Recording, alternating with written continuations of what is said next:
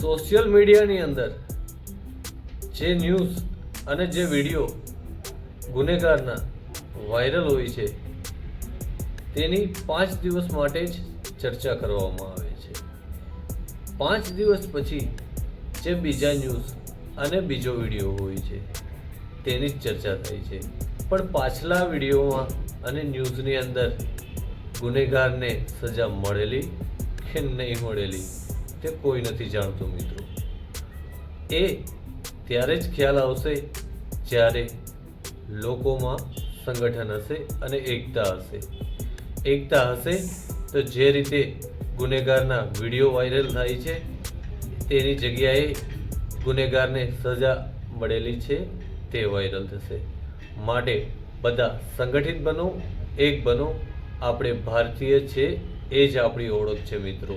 માટે નીચે આપેલ ડિસ્ક્રિપ્શન બોક્સની અંદર ગ્રુપ જોઈનિંગ કરો અને સંગઠિત થઈ ગ્રુપ જોઈનિંગ કરો. બીજા મિત્રોને પણ સંગઠિત થવા માટે પ્રેરિત કરો અને આ વિડીયો શેર કરો મિત્રો. જય હિન્દ મિત્રો.